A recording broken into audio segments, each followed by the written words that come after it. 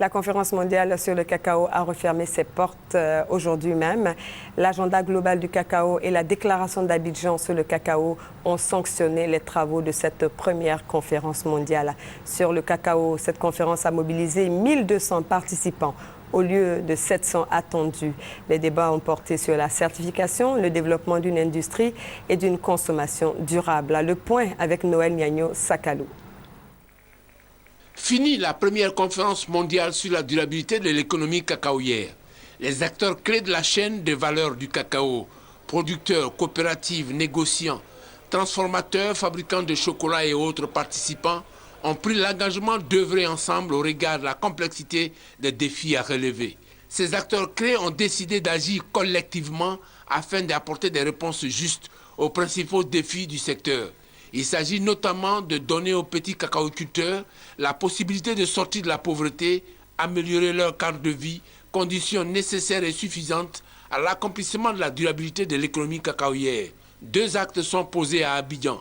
La déclaration d'Abidjan signée par tous les participants, pays producteurs, privés, agences de développement. Expression de leur volonté affichée d'œuvrer de concert à toute intelligence. Le second acte, l'agenda global du cacao décliné en 7 points, une sorte de chemin de fer à évaluer à la prochaine conférence prévue en 2014 aux Pays-Bas. Le Premier ministre de Côte d'Ivoire, Daniel Kablan-Duncan, avant de déclarer clos les travaux, a formulé un vœu.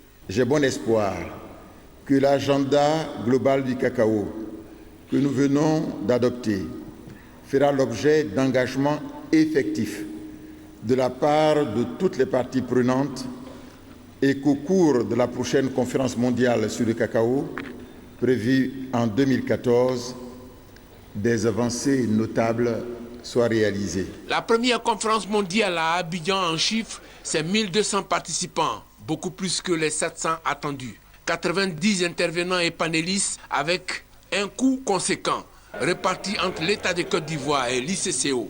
Les acquis pour les participants ont été soulignés par Koulibaly Sangafoua, ministre de l'Agriculture, au cours de la conférence de presse. Il a tenu à lever une équivoque, la question du siège de l'ICCO. Il s'agit plutôt d'un transfert de siège de Londres à Abidjan et non d'un retour.